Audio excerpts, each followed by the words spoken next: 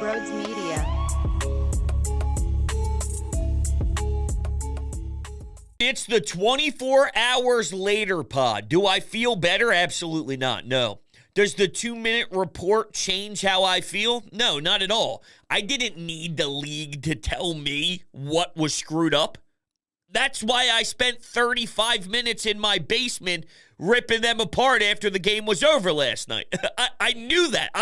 I know Tyrese Maxey was held. I knew there were fouls. I know they missed the timeout call by Nick Nurse. The only one that got slid in there was OG Anunoby, I guess, with the 3-second violation, as if anybody was paying attention to him and what the hell was happening there. I was like, all right, I guess it was even worse than we anticipated. Somehow, some way, the refs actually sucked more than we thought. Think about that. With everything that transpired, the refs actually are worse when it's all said and done after reviewing the tape. What a disgrace. There's nothing you can do about it, unfortunately, but I do want to defend the portion of the fan base that took the side of, no, this is the once in a blue moon where you do play the card of you got robbed. You got robbed. Now, unfortunately, that gets thrown around so loosely that it devalues it. But when it does happen, and the only one that comes to my mind that relates to this is the New Orleans Saints and the Los Angeles Rams. So that level of egregious is what I watched happen. And when it's to that level, there's no other description other than you got screwed. I mean, it is what it is. You have to move forward. You have to try and figure this thing out. But it's as if this organization can't do anything right. I'm going to throw a curveball here and go over to the whole Joel Embiid after the game with those quotes and the way that his demeanor was in the locker room. Remember I mentioned that nobody wears sunglasses after they get poked in the eye? They just rub their eye for maybe 45 seconds and then they're good? Yeah, something's not right with Embiid's face. And when he's trying to convince the entire fan base that we're good and this series isn't over because we are the better team, and he's looking down and hiding his eyes the entire time, they're hiding something. They're hiding something. There's visual evidence of his eyes not being in the right direction. When they're showing him close up at the free throw line, people are starting to snag some videos and show you how his one eye's starting to go a different way. He's trying to get a grasp of his sight mid-game. Something's not right. So Joel tries to do the right thing. The intentions were there to inspire the city, to inspire his teammates, but they just can't do anything right that even that backfires. Because now we're questioning how you could even make those comments while shrugging your shoulders, being slumped over, and half-assing it with zero conviction. It doesn't make any sense. There's no way that anybody would follow that. But he's just trying to do everything he possibly can. And he feels that trying to get the fellas going by showing confidence and showing that he believes in all of them is the right move. And I don't disagree with that. But he's so banged up, it's not working. Kyle Lowry should have called timeout. Nick Nurse maybe could have done it with more fire and more intensity, but he still should have been recognized with the timeout at some point throughout that entire sequence. The strangest part of this entire series is the New York Knicks are winning because of their role players. Their star, Jalen Brunson, has not even been welcomed to the party yet.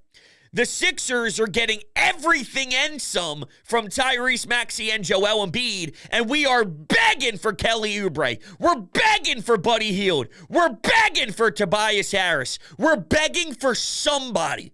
So which is sustainable? You would think just from the surface that eventually the Sixers will get their help. Because if you stay true to your game plan, if you're Nick Nurse and you're asking all these role players to beat you over 7 games, it's not enough. And reality is the series should be 1-1. I won't say 2-0, I'll say 1-1. But Josh Hart, Hartenstein, and those buckets in the paint, that didn't beat you. I mean, it physically did not beat you. The Sixers should have won the game. They won that game. So that plan by Nick Nurse to take away Jalen Brunson, who shoots 8 of 20 plus, just gross shooting because of what Tobias Harris did late, because of the size. I watched Joel Embiid lock him up by the perimeter in one sequence. I'm going, oh, Joel with 1 knee, 7 foot, guarding that man. He's insane. He's absolutely insane. Can the other guys beat you? It should be 1-1, and you could actually talk yourself into saying they should be 2-0. At some point, if you're Nick Nurse, do you have to admit that, okay, they're answering the bell. We dared them to answer the bell, but at some point I have to respond and see if I take away some of the ways we're defending Jalen Brunson, can we stay true and still hold him to a respectful shooting night so we can still try and shut down maybe a Josh Hart from shooting? Because I do believe that there's a difference between saying I'm okay with living in a world where Josh Hart takes some open threes and then it being blatantly obvious where the guy is preparing to knock down every shot because the game plan is we disrespect you so much to the nth degree that we are going to say, beat us, bitch. You know, like those are two different things. Saying I'll live with an open shot and I'll live with that person getting the ball potentially with a few swings around the perimeter if we play our defense right on Jalen Brunson, and then he knows we're just going to leave him open, so wide open that he can shoot these wide open threes with the killer instinct of, I won't let the Sixers game plan work. You know what I'm saying? It has reached a point where it's so glaring that he has responded and knows it and is aware of it. And imagine if there's some thought of a closeout, some thought of a defender in his face. He's not even questioning it. He knows he's being dared, and he's responded. So is there any point throughout this 7-game series where Nick Nurse moves off of that, or he still believes in it deep down? And I kind of understand believing in it deep down because even Knicks fans know that they're proud to be in that position. They feel their team has worked hard enough to be in that position. But do they believe that their team is playing... They play scrappy. Their brand of basketball, yes. Rebounding, scrappy, toughness. They have that energy for sure. But this isn't what the Knicks expected to see.